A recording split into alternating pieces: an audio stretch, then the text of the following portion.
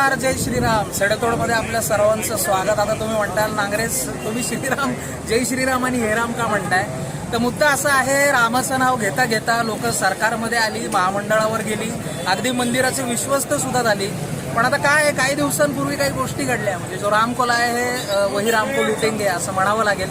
अशा काही गोष्टी घडलेल्या आहेत. काय झालंय कसं झालंय आपल्या सगळ्यांना माहिती आहे. पण आज आपण आलोय पुण्याच्या सगळ्यात जुन्या सगळ्यात पुरातन भागामध्ये, जिथून ऍक्च्युली हे पुणे शहर सुरू झालं, जिथून या शहराची सुरुवात झाली.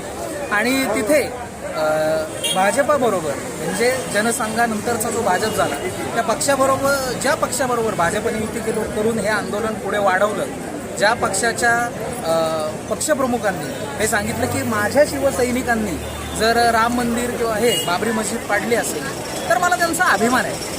बाबरी मस्जिद पाडण्यामध्ये तुमचा हात होता का? नाही, माझा पाय होता, असं सांगणाऱ्या शिवसेना प्रमुख बाळासाहेब ठाकरे यांच्या शिवसेना पक्षाचे आणि आता उद्धव ठाकरेंच्या शिवसेनेच्या पक्षाचे जे शिवसैनिक आहेत ते सगळे या कसबा गणपती मंदिरापाशी जमलेले आहेत. तुम्ही बघू शकता, अख्खी आपल्याला दाखवेल एक टिल्ट करून की कशा पद्धतीने गर्दी इथे जमलेली आहे. बऱ्याच काळानंतर उद्धव ठाकरेंच्या एकूण केडरने धाडस केलेलं आहे सत्ताधाऱ्यांविरोधात एक मोठ्या प्रमाणावरती आंदोलन आपल्याला उभं करतात. आणि त्याच्यामुळेच आजच्या व्हिडिओच्या निमित्ताने आपण आज या सगळ्या शिवसैनिकांसोबत, या सगळ्या रामभक्तांसोबत बातचीत करणार आहोत. काय त्यांचं म्हणणं आहे आपण म्हणणं आहे ते बघूया.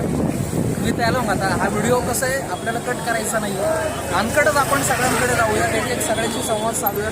काय कोणाचं म्हणणं आहे बघूया. ज्येष्ठ शिवसैनिक असतील, महिला असतील, कारसेवक असतील, सगळ्यांशी आपण त्या संदर्भामध्ये बोलणार आहोत. काय भावना आहे या सगळ्या मागची, काय कॉन्टेक्स्ट आहे तो बघूया. चला.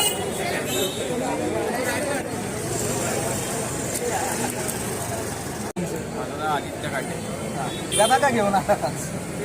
राम मंदिराच्या स्वप्न मानण्याचे हनुमानाची गरज पाहिजे ना. राम मंदिराच्या चोरांनी जो चोरी केलेली आहे मंदिरात, त्यांना हनुमानाची गदा पडणारच ना. तिथे पडण्यासाठी मी आणलेली आहे गदा. काय भावना आहे जेव्हा तुम्हाला चोरीचं कळलं त्यानंतर काय भारतीय म्हणून रामभक्त म्हणून काय भावना होती, काय वाटतं मला असं वाटलं की जेव्हा काही संघटना असतात, काही पक्ष असतात, ते कायम रामाच्या नावाने भांडवल करतात, पक्ष चालवतात आणि अशा बाबतीत ते गप्प का बसतात हा मला प्रश्नच पडला होता. बाकी सगळ्या देशात जेव्हा संतांमध्ये लाट असताना सुद्धा सत्ताधारी पक्षाचे किंवा तिथले स्थानिक मुख्यमंत्री असतील, मंत्री असतील किंवा संघटनेचे पदाधिकारी असतील, ते शांत कसे काय बसू शकतात मला तेच कळत. एवढी मोठी संतांमध्ये लाट असताना देशामध्ये भरपूर हिंदुत्ववादी संघटना आहे देशामध्ये, पण त्या कोणी रस्त्यावर उतरताना दिसलं नाही. निदान पुण्यात तरी पुण्यामध्ये पहिलंच आंदोलन आहे ते सुद्धा त्यांनी हिंदुत्व सोडलं, त्या उद्धव ठाकरे गटाचे लोक घेत आहेत, अशा गतीने चांगल्या रीतीने ट्रोल करतायत. काय सांगतात? हिंदुत्ववादी शिवसेना ही पहिल्यापासून हिंदुत्ववादी आहेत, त्याबद्दल काही दुमतच नाही कोणाचं. पहिल्या जेव्हा हिंदूंवरच्या अन्याय होता तेव्हा शिवसेनाच फक्त पुढे येते, बाकी कुठलीच संघटना येत नाही, कधीच नाही येत. ही आम्ही 92 सालापासून मी ऐकत आलो आहे, त्यानंतर अनुभवत पण आलो आहे. त्याच्यामुळे आज तुम्ही गदा घेऊन आलात आणि नक्कीच, आणि गदा पडलीच पाहिजे चोरांवरती. फायरमध्ये आले सगळ्यात काय विषय, काय कॉन्टेक्स्ट आहे आजच्या आंदोलनाचा? मेसेज काय द्यायचा? मेसेज काही द्यायचा नाहीये. जे रामाच्या मंदिरामध्ये चोरी झालेली आहे त्या चोरीबद्दल आवाज उठवला पाहिजे. जे चोर आहेत त्यांना पाठीशी न घालता त्यांना जेल झाली पाहिजे. अशा चोऱ्या परत परत होऊ नये ह्यासाठी शिवसेना रस्त्यावरती उतरले आहे. हिंदुत्वाच्या नावाने जो तुम्ही काळा बाजार मांडलेला आहे प्रत्येक मंदिरात, मग तुमचं ते केदारनाथ मंदिर असो, वैष्णोदेवी असो, वैष्णोदेवीच्या इथनं चांदी चोरीला गेली, केदारनाथमधनं सोनं चोरीला गेले, आज रामाच्या इथनं अयोध्येमधनं चोरीला झालेली आहे, परवा दिवशी आमच्या भवानी पेठेतनं मंदिरातनं चोरी झालेली आहे. म्हणजे आता हे सगळं एवढं लुटणारी टोळी सक्रिय असं म्हणताय. सगळं बाकीचा पैसा संपला ना. बाकी ठिकाणचा पैसा संपला. आता पैसा कुठनं गोळा करायचा तर मंदिरातनं गोळा करायचा. सगळा पैसा आमदार खासदार यांना वाटण्यामध्ये, लाडक्या बहिणींना वाटण्यामध्ये, स्वतःची घरं भरण्यामध्ये भरपूर पैसा त्यांनी घालवलेला आहे. आता पैसा सरकारचा पूर्ण संपलेला आहे. तर मग आता पैसा कुठनं कमवायचा, तर ह्या अशा ठिकाणवरनं पैसा कमवायचा की मंदिरं लुटायची सगळी. मंदिराचा पैसा घ्यायचा आणि सरकार परत अजून आमदार खासदार विकत घ्यायचे आणि आपला पक्ष वाढवायचा. हेच भाजपचं काम आहे आणि ह्याला विरोध करण्यासाठी आम्ही रस्त्यावरती उतरलो. काय घोषणा असणार आहेत आजच्या आंदोलनावर ते तुम्हाला दिसतील. काय पण तिथे आलेत, तिथे दानपेटी आहे, इकडे गदा घेऊन आलीत माणसं. ज्याची काय जी इच्छा धुवाधुवी आहे, करायचं नियोजन आहे ज्याची काय? जी इच्छा आहे ते घेऊन आलेले लोक. बरोबर. ज्याच्या आंदोलनामध्ये आपल्याला एक्सक्लुझिव्ह एक दानपेटी दिसली आहे. म्हणजे एक दानपेटी तिथे मंदिरात चोरी केली, पण एक शिवसैनिक काकू आहे ज्या दानपेटी घेऊन आल्यात. तर का दानपेटी आणली आहे त्यांनी, काय त्यांचं म्हणणं आहे आपण जाणून घेऊया. काकू नमस्कार, नाव काय तुमचं? अयोध्या संजय देवपुरे. नमस्कार. जय महाराष्ट्र, जय श्रीराम. राम मंदिराची चोरी ही अत्यंत दुःखजनक आणि निराशाजनक घटना आहे.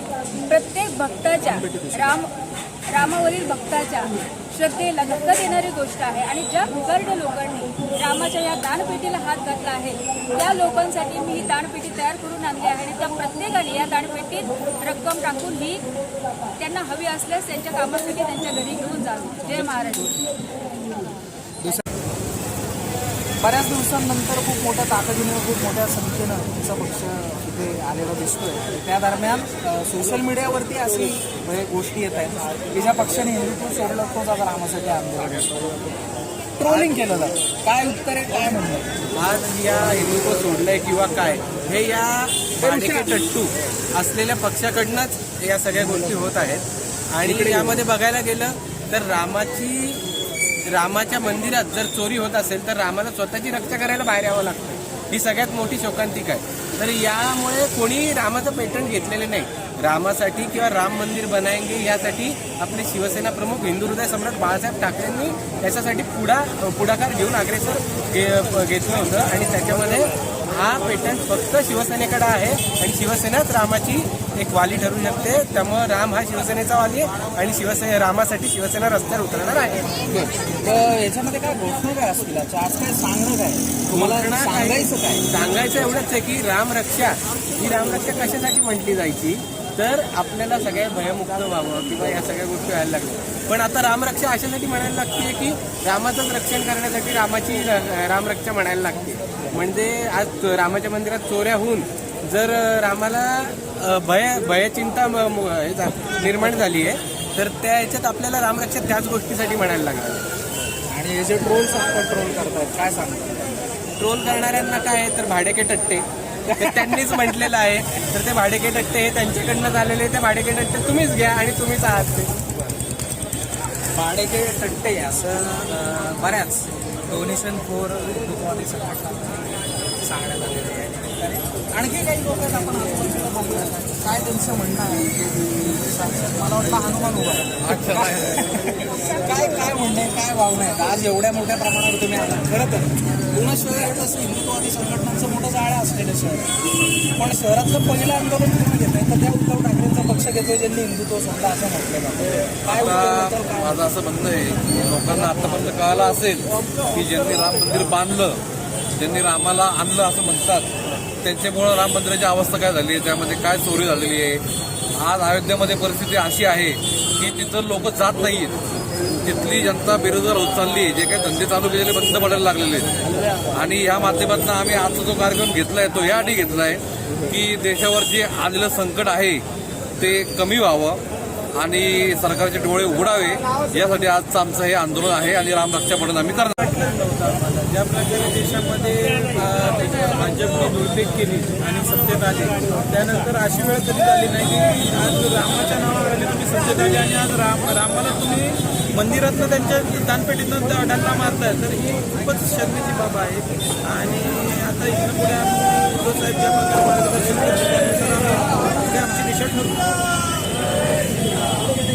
इकडे एका रथावरती बसवलं त्या मूर्तीच्या समोर माफ करा रामरक्षा म्हणायचं त्यांचं नियोजन जे आहे ते आपल्याला दिसतंय. बऱ्याच जणांच्या पायावर पाय देत जावं लागेल. I am sorry.